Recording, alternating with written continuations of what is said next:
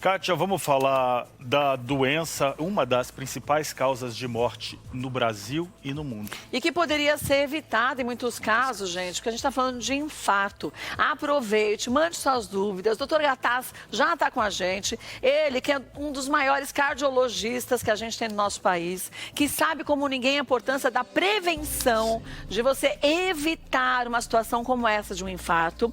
Então, aproveite, mande suas dúvidas. O Dr. Gataz já começa a esclarecer para a gente. Bem-vindo, viu, doutor Gataz? Sempre. Obrigado, Kátia. Obrigado pela gentileza aí. E gostaria de ser todo esse médico aí que você falou. Não, e você Obrigado mesmo. E você me pôs na linha, porque eu tomo meu remédio de colesterol direitinho. Viu? Tem que ser assim. E quando a gente aprende o que a gente tem que fazer, a gente segue para a vida, porque a gente vê a importância. Vou mostrar aqui agora um vídeo que a Cíntia fez falando sobre os dados de infarto. É muita gente que sofre com isso. Olha lá. O infarto está entre as principais causas de morte no Brasil e no mundo. Um estudo da Sociedade Brasileira de Cardiologia mostra um aumento bem significativo de mortes por doenças cardíacas relacionadas também ao coronavírus. Mortes em domicílio aumentaram mais de 30% durante a pandemia. Segundo a OMS, Organização Mundial de Saúde, mais de 17 milhões de pessoas morrem por ano no mundo, vítimas de doenças cardiovasculares. Isso deve-se também ao possível comprometimento do vírus com vasos sanguíneos, doenças cardiovasculares, trombose e a diminuição de atendimento nos hospitais e emergências em todo o país. Os números servem de alerta para o fato de que os sintomas de infarto não devem ser ignorados ou minimizados por medo de ir ao hospital. Outro dado alarmante é que o número de casos de infarto entre os jovens também cresceu. Em um panorama geral, as mortes por doenças cardíacas aumentaram 50% em relação a 2019. Atenção redobrada, e o Melhor da Tarde segue seu papel fazendo um alerta. As doenças cardiovasculares vão muito além de dores no peito e falta de ar. Fadiga, falta de apetite, náuseas, perda de consciência, inchaço de pés e pernas e muitos outros sinais e sintomas. Todos os esclarecimentos a partir de agora.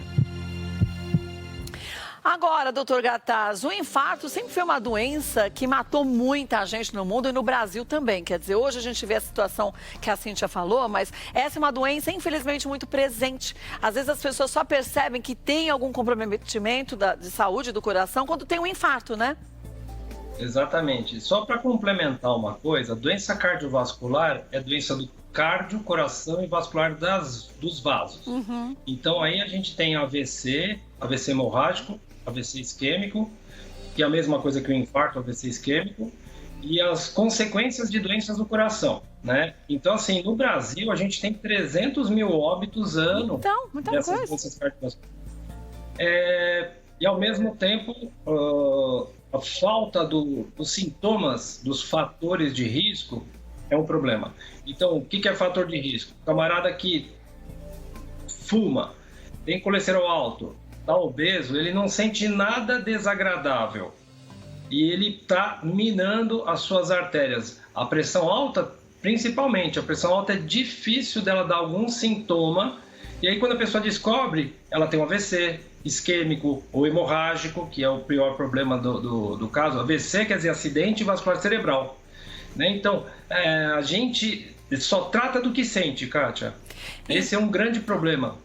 A gente não trata a Principalmente saúde. Principalmente o homem. A gente quer tratar a doença e não a saúde. Quer ver? As perguntas que chegaram é bem em cima disso, né, Rafa? Com certeza, Kátia. Através do nosso Twitter, #MelhorDaTarde, tem uma pergunta aqui, ó. Já tive 2 pontadas doloridas no peito de gritar e estou com desconforto. O que pode ser? Será que é infarto? Pode ser um sintoma de infarto, essas pontadas no peito, doutor Gataz? A pontada no peito pode ser um ameaço de infarto. O infarto é uma obstrução de uma artéria e não passa. A pessoa vai parar no pronto-socorro, mas precisa, essa pessoa que falou e perguntou, procurar um médico para ver direitinho o que é. Na verdade, você sentir uma dor que não passa, alivia e volta no outro dia, já é um sinal que você tem que buscar uma ajuda médica. E aí não tem que ter medo do Covid, a gente tem que ir para o hospital para resolver o que a gente está sentindo, né, doutor Gataz? Uma pista para isso é dor que piora com esforço físico. Aí eu ando, dói o peito, eu paro, passa, é curação. Bom, mais uma aí, Alex? Vamos, Kátia, aqui no nosso youtube.com/Melhor da Tarde, a Fabiana Amaral deu um relato. Ela diz o seguinte: ela teve um infarto há 1 ano, colocou stent após 3 meses, fez uma cirurgia de revascularização do miocárdio há 6 meses. Ela está com medo, ela quer saber se ela tem chance, doutor, de ter outro infarto, mesmo após a cirurgia. Como a gente sempre conversou com a Kátia, um raio cai 2 vezes no mesmo lugar. O entupimento pode voltar. Então, o infarto é devido ao entupimento. Se entupir uma vez, pode entupir a segunda. Então, quem teve infarto, pôs stent, fez revascularização, que é a tal da ponte de safena, tem que tomar o ácido acetilsalicílico, tem que tomar estatina e tem que tomar outras 2 drogas para o resto da vida.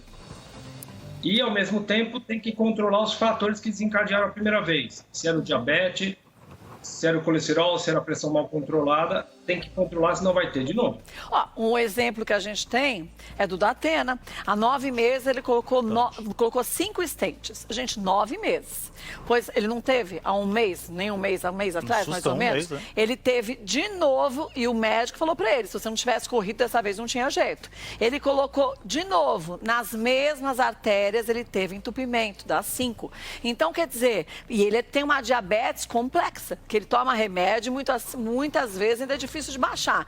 Então, por isso que tem que a cada 6 meses, no caso dele e de outras pessoas também, fazer o exame. É seguir a orientação do médico, caso a caso, né, doutor Gataz? Sabe uma coisa que aconteceu ontem? Um paciente estava falando que viu uma live de alguém falando que não precisa tomar remédio de colesterol, cara.